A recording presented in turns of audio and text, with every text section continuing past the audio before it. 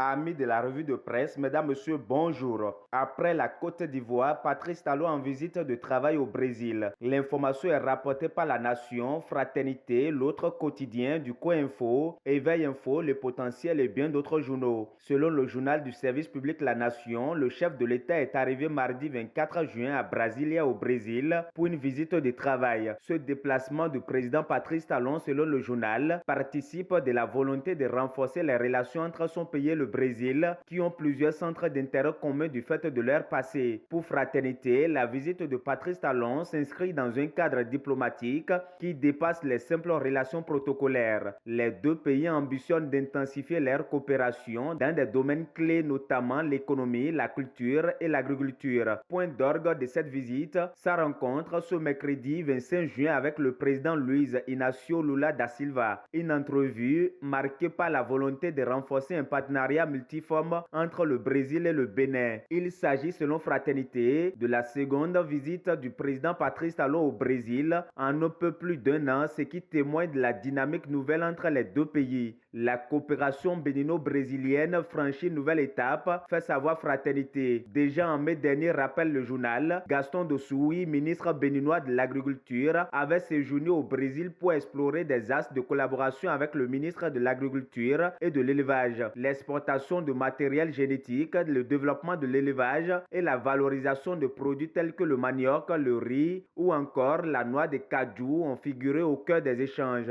Le Bénin devrait d'ailleurs signer dans les prochains jours un protocole d'accord avec le Brésil dans le cadre du deuxième dialogue Brésil-Afrique sur la sécurité alimentaire et le développement rural. Une opportunité stratégique pour le Bénin dans un contexte où le Brésil a exporté plus de 12,5 milliards de dollars de produits agroalimentaires vers le continent africain en 2024. Avec cette visite diplomatique au Brésil, Patrice Talon réaffirme l'ambition du Bénin de se positionner comme un acteur engagé dans les partenariats sud-sud, conclut le quotidien de Ménotin. Dans la suite de cette revue de presse, le ministre de l'Énergie, de l'Eau et des Mines, Kehinde Pollin Akpona, continue de faire parler de lui dans les journaux. Pendant que sa déclaration controversée sur un présumé détournement de milliards dans son département ministériel continue de faire l'objet d'analyses dans certaines rédactions, d'autres par contre s'intéressent à sa promesse et assurance faite aux populations de Titiro-Okedama et Koroboru quant à la disponibilité à 100% d'électricité et d'eau dans les tout prochains jours. Sur sa déclaration polémique,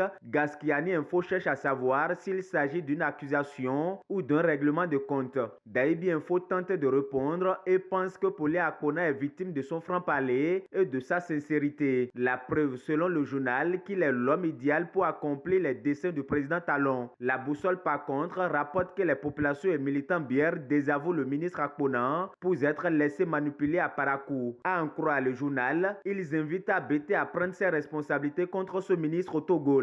Sinon, comment comprendre qu'un ministre originaire des collines censé incarner la continuité gouvernementale s'attaque aussi violemment à un prédécesseur issu du même parti dans une région déjà fragilisée politiquement? Le journal rapporte les propos de certains militants et natifs des collines qui désapprouvent la déclaration du ministre de l'Énergie, de l'Eau et des Mines. Siphonneur de budget en divagation, commerçant politique, le ministre Akpona scie une branche sur laquelle il est assis, écrit à sa une d'Abarou. Et le journal cherche également à savoir s'il s'agit d'une mission patriotique ou d'un règlement de compte politique. En tout cas, pour les 4 vérités, Pollin Akpona est déterminé à concrétiser les promesses du gouvernement afin d'endiguer la crise d'indisponibilité de l'énergie et de l'eau dans le premier arrondissement de Parakou. La rapidité avec laquelle nous allons agir sera à la hauteur de la tristesse que nous ressentons, à rassurer le ministre de l'Énergie, de l'Eau et des Mines auprès des populations de Titiro-Okedama et Koroboru qui ont posé le problème d'électricité et d'eau, rapporte Le Potentiel. Cette assurance est ce qui suivit et suivra au baise sur brillant et si sélectif des réseaux sociaux qui traitent de façon parcellaire l'économie globale des mots choisis par Pollin Akpona pour décrire les mots observés sur le terrain à Parakou, conclut le journal, c'est-à-dire le potentiel. L'autre sujet qui fait couler beaucoup d'encre et de salive depuis quelques jours sur les réseaux sociaux est relatif à la proposition de loi pour encadrer les fiançailles au Bénin. En effet, à travers une publication sur sa page Facebook,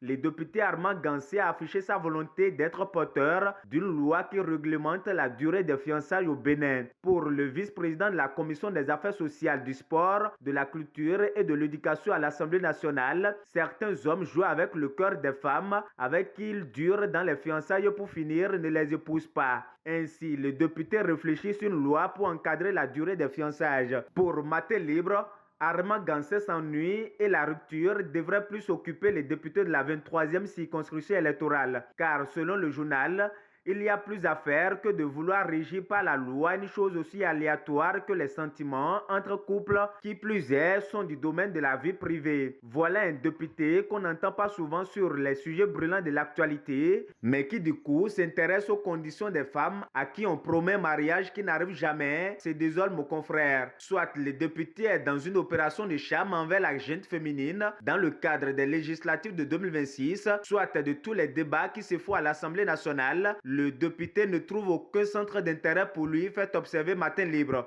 Armand Gansé veut-il légiférer l'amour, un sentiment, quelque chose qui pas et vient, s'interroge le journal. Ou encore, n'a-t-il rien à proposer sur les questions de vie chère, les suicides, les accidents répétés de la route, le terrorisme, les lois électorales chrysogènes, cherche toujours à savoir l'apparition. L'autre préoccupation qui devrait également intéresser le député, selon Matin Libre, est la désignation du duo candidat pour la présidentielle de 2026 au sein de sa formation politique, le Bloc républicain. En attendant de savoir donc la suite de cette affaire, nous nous arrêtons ici dans l'espoir de nous retrouver demain pour le dernier numéro de la semaine. Merci de nous avoir suivis. À demain.